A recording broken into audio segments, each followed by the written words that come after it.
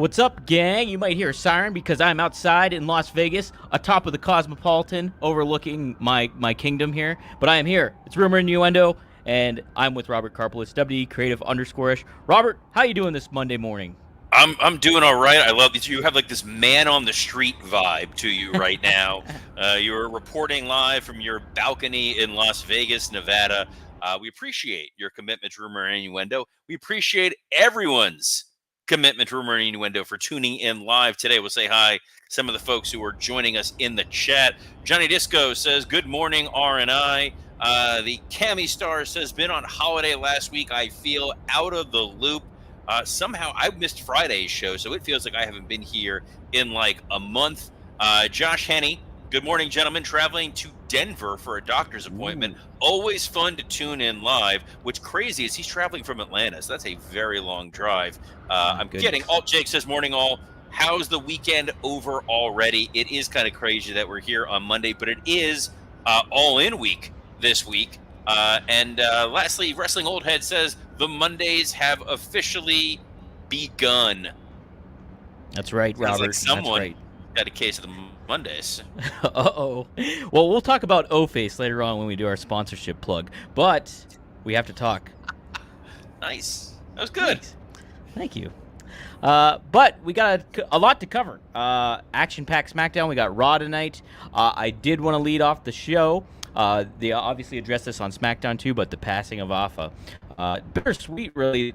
Simple for the simple fact that, you know, brothers passed together so soon. Sika, we just talked about a month ago or so, and then we also had Kevin Sullivan. But Robert, I want to get your perspective on the passing of Alpha and what his legacy meant to the business as well. Sure. So, like you said, we just lost Sika. It's kind of they were always sort of a package deal together when you thought of the Wild Samoans and Afa's legacy. We're seeing a lot of that online here. A number of people posting not just tributes to Afa as the performer, but Afa as the teacher, Afa as the person who helped facilitate connections into the industry, help build these relationships that generations of talent were able to get booked, to have opportunities because of Afa, because of the Wild Samoans, their legacy, the training. It's not just the bloodline, the family itself that stood to benefit from Afa. There's a number of people, folks that I've worked with, names that you would know, names that you wouldn't know, who all were outpouring of love and support for what Afa has done for their career, what he has meant to the business. I know that on Something to Wrestle With on ad-free shows, Bruce Pritchard talked about one of those people is Dave Batista. Batista was training with Afa. They brought him to the power plant. They brought him to WCW, and WCW passed, which is insane. You look at the roster of guys that they had there at that time, and they had folks who were physically impressive but needed to be trained. You think a Sean Stasiak, a Chuck Palumbo, Sean O'Hare, the natural born thrillers, Jindrak. Um, the fact that they didn't take a chance on Batista is sort of baffling. But Alpha brought Batista over to the WWE, asked him to take a look at it. Obviously, the rest is history. There are two sort of uh, slightly unfortunate side notes that have kind of occurred from this here. One of which was Dave Meltzer. Unfortunately, he posted about the passing of Afa before Afa had actually passed away. And this is one of those things when you're dealing with journalism, when you're dealing with truth and the veracity of what you're saying, as opposed to a show here called Rumor and Innuendo. Those are the kinds of things you don't want to get wrong. I get that there's a race to wanting to be the first person to report on something and not feel like you're behind the eight ball there, but reporting that someone has passed before they've actually passed away makes it doubly upsetting. I remember years ago when Tom Petty passed away, there were false reports about his death. I think it's like a day or two before he actually did pass away, and it's traumatic for the family and obviously for the broader wrestling community. The second was I know some members of the Anawai family were not happy that people were posting about this to try to get themselves over. I'm sort of two minds of that. I think when you are in the wrestling business and there's people that you have a relationship with, and you want to express the loss of them and the gratitude you have for them, that's okay. When it's people who have no connection and they're trying to make it seem like they do, that can be a little disorienting, especially if they're trying to do it in a way that's generating income for them.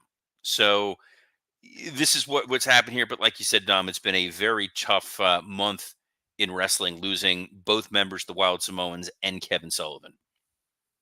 Yeah, just really unbelievable in regards to, you know, you look at from all the different perspectives, like Kevin Sullivan from his wrestling mind to the legacy he's left and the fingerprints he's left all over the business, and then in turn, Afa and Sika in a very different way from like training and getting people ready, and then family, and it's really neat to kind of see this bloodline story culminate and not just highlight certain names like Roman Reigns and The Rock that we've had ties to, but this gets the whole family together, and it's really a great homage to those guys that really obviously laid the groundwork for like a Samoan dynasty going forward, and so it's a bummer. I like watching that video package that WWE did. I got a little emotional even watching it, and it's not like I was really a huge uh, person that really knew a lot about Alpha, but seeing the family, the brother aspect, and everything like that, it really hit a super tone with me, and they just did a very nice job with that. So I thought it was well done, and it's Mhm. nice, given the timing, like you said, that the younger audience is now more well versed in the legacy that this family has, and it's sort of almost a blessing. You never want to lose anybody, but it is a little bit of a blessing that when this did happen, this was at a point in time where everybody in the industry has seen the impact that the Samoans have had. Obviously, within the last year or so, a lot of the creative resurgence in the WWE overall has come from this bloodline story, which is a continuation of what Afa and Sika began years ago. I was told it was an old Gary Hart adage that whenever you create a wrestling promotion, you always want to have a Samoan there, and you want to make sure that they're on your side because they will be your locker room enforcer. They are brought up in the business properly. They know how to handle themselves. They know how to handle the industry and treat it with the utmost respect. Absolutely. And that, I guess that leads us into SmackDown. And this is, I'll just jump right to the main, as the ending of the show when it comes to Roman Reigns coming out, Solo Sikoa calling him out, him getting, doing the beatdown, getting the huge, humongous pop in Orlando. And then we get Jacob Fatu spoiling everything when it comes to it. And it really reiterates how talented and how put together mentally and from an in-ring standpoint all these guys were, and I really furthered the storyline a lot of ways, and Roman Reigns didn't talk again, which I was kind of surprised about. Yeah, we're not getting a Roman promo for a little bit. You want to push this down, and so getting 2 weeks of TV before Roman even says anything is pretty incredible. The main event segment, the idea that Solo was calling out Roman Reigns and what he said earlier in the show, which was an interesting story beat. And this is how you know Paul Heyman's fingerprints are all over this. They talked about the necklace. They talked about how that is the symbol that you are the tribal chief. And if for some reason then the bracelet. Sorry, the bracelet's tonight. The bracelet's Raw. If the necklace were to go back to Roman Reigns, Solo said, "I will fully acknowledge the tribal chief."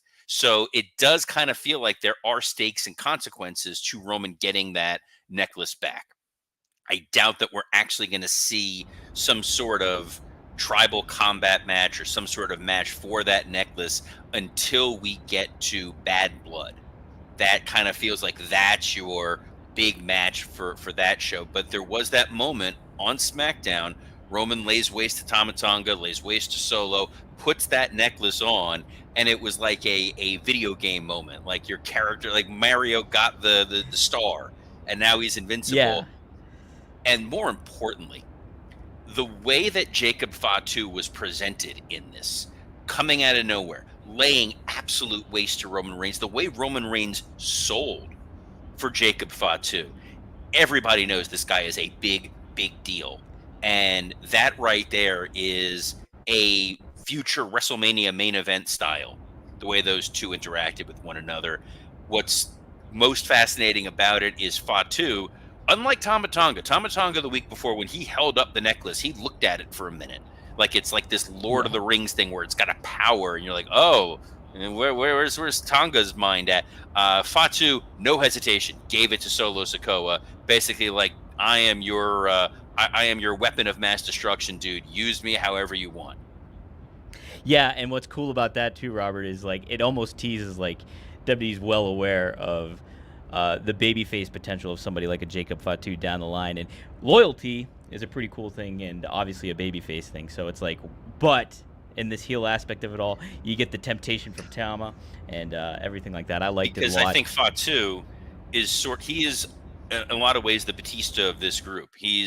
I'm going to be loyal to you, but eventually Solo and them are going to see that Fatu is eclipsing those guys, and eventually we're going to see Fatu break loose. And I think when he becomes a main event babyface at some point down the road, it's crazy how good the program is going to be for months and years down the road with who they've established and what they've built just coming off of one episode of SmackDown. Absolutely, and I think this SmackDown really exemplified a lot of that for a lot of the names on this show. Let's go through it real quick. Nia Jax had the celebration. It was promoted the week before, but then got bumped to this week, and it was it was pretty entertaining with Pretty Deadly, Tiffany, like making it all about them, and this musical rendition, and Nia Jax playing like the straight woman to it all, and then Ishin comes in and spoils the whole party. What'd you think of this opening segment, Robert? Tiffany Stratton is a star. This was furthering that. It's a little odd that she's now moving more towards this, almost like she's playing in Chelsea Green's lane with the unicorns and stuff like that. We get that she was this entitled character. She was this princess. That was how she was presented in NXT. She's going to have, Tiffany and Yves Saint Laurent and all that other nonsense. So this felt a little odd, but I'll allow it. Pretty Deadly, very entertaining. It's unfortunate that, much like your mic right now, their mic on Friday was not ideal to be able to hear the lyrics of this Pretty Deadly musical. But the idea that Nia Jax is like, this isn't for me, this is for you, and telling her like, hey, you're going to bow down to try to see where you align. It's a fun power play, and it's an interesting story in the women's division. We hypothesized last week that Mi Shin could be one of those challengers that you can just build up to beat. That's what we're going to get. Mi Shin is going to get fed to Nia Jax metaphorically. Don't need letters. Metaphorically, and she'll make Nia look like a $1,000,000. Robert, I implore you to go back and listen to, if you didn't, on Friday's show. I really plugged for Nia Jax. I put her over big time. If you think that, I love how you think that's a reason to get me to tune in. Like I'm going to go back. Robert. I know I was stuck in a meeting on Friday. I was stuck with work stuff till like late on Friday, so I do apologize that I wasn't here for that. I'm kind of glad I missed this though. Dom, was there anything else on SmackDown that struck your fancy that you want us to touch upon here?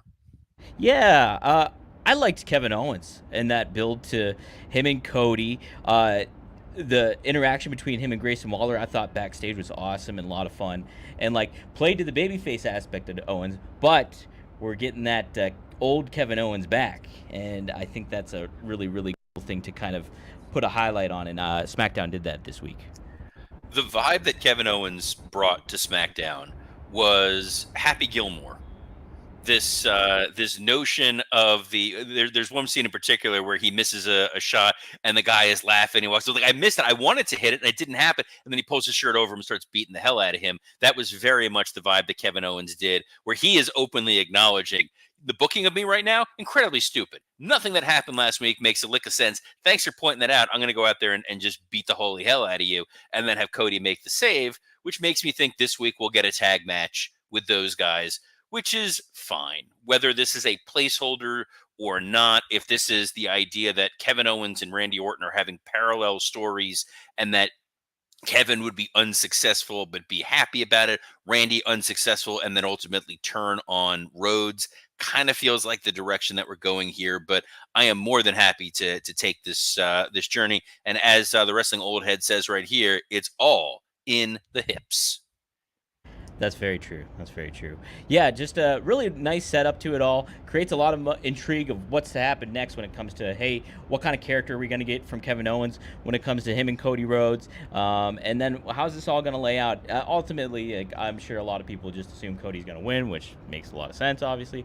But what's it going to play for Kevin Owens in the future too? I think is a needed added aspect to it. Real quick too, I like Blair Davenport. I thought it was a good way to highlight her. That finish, that knee was pretty intense. And Robert, real quick too, I'll say it's a neat addition that SmackDown is doing by incorporating NXT people into the crowd and making it feel like a big deal each event kind of going on.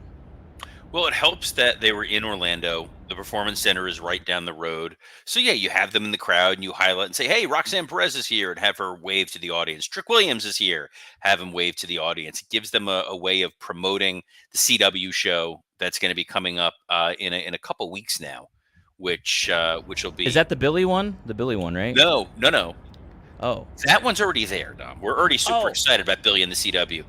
This is, I guess, Shawn Michaels has a promotion that he's helping run. Not Heartland Wrestling Association, but this thing called NXT. It's going to be on CW. Actually, I had the CW on last night for the first time in years. The American President was on. I love that film. I will stop what I'm doing at any point in time, and I'm a big Aaron Sorkin mark. I was also a little bit of a mark for the way that they shot the Legado del Fantasma dinner. Talk about that. I think I had to miss that because my feed cut out, and then I went and watched the Roman Reigns final segment, so I might have missed that one. I didn't see that. So something that WWE has been experimenting with of late is how they present their talent, how they do backstage pre-tapes, and the idea here was that it was this Godfather-style dinner. And you had Santos Escobar laying out his mission statement of, like, the people forgot to fear us, and we are going to make them regret that, starting with LA Knight. LA Knight subsequently came out. He delivered a promo. It was fine. But yeah, I thought the way they presented Legado was fine. And I can't ignore this here, but Alt Jake said Kevin Kline is massively underrated. Kevin Kline played the president in the movie Dave. The American president's president was Michael Douglas. Oh, there's like a very small part of my brain that was like itching, where I'm like, if I don't say this, it's gonna irk me. I did love, by the way, Street Profits DIY. Those four went out there. They gave you a hell of a match.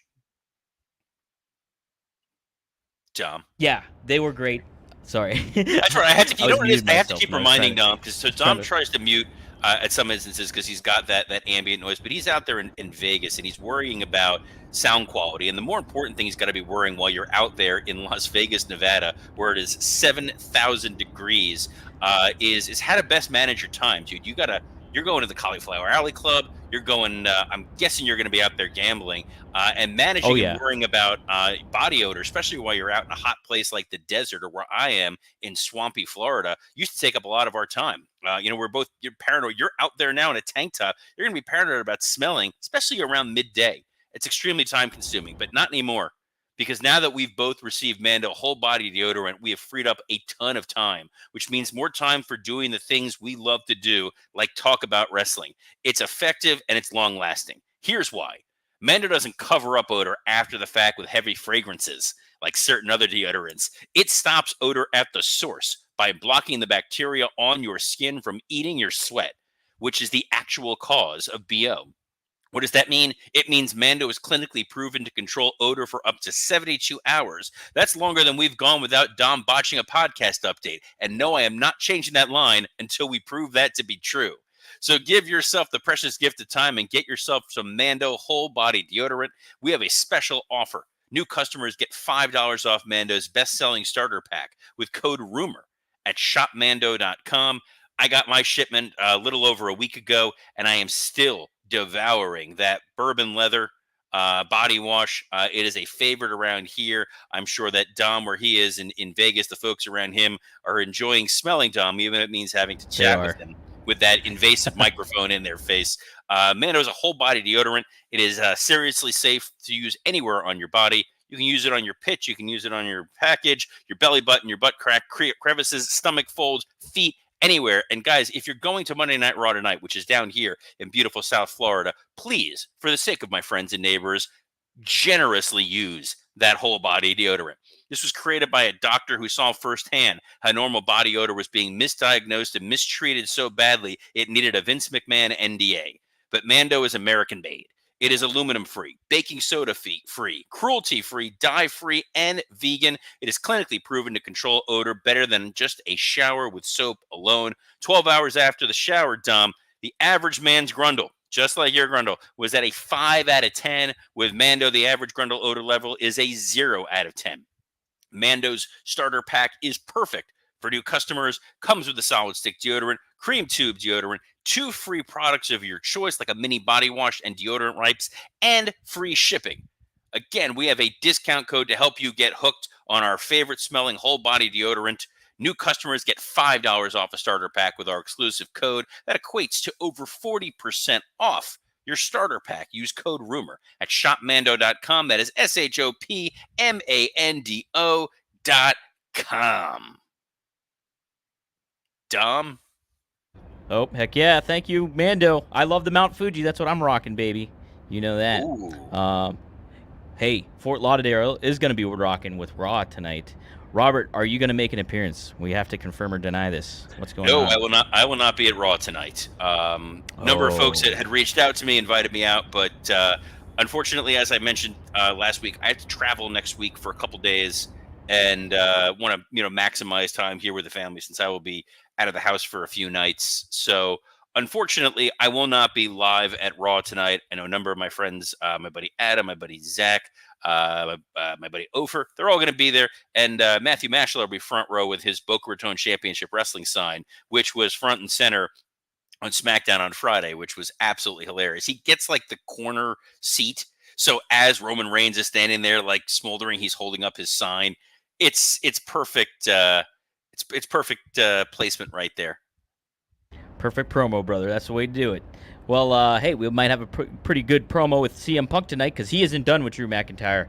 The straight-edge superstar blindsided the Scottish Warrior with a sneak attack last week, and now Punk has an idea for his next match with McIntyre just days before WWE travels to Germany for Bash in Berlin.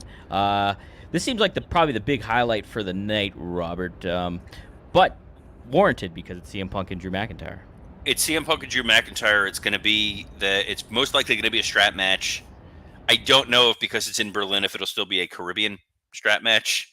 I don't know how international law works with that, but it makes sense. It's an interesting match choice for a couple of reasons. It makes sense within the confines of the story there because it's been about Punk avoiding Drew, Drew avoiding Punk, running away from one another. But more importantly, it feels like WWE does not have full faith and confidence into CM Punk's physical well-being that he can just carry a regular match. So a strap match allows for some distraction. It allows for a little bit of gaga and a chance for these guys to try to make up for that SummerSlam match without doing a straight-up one-on-one contest.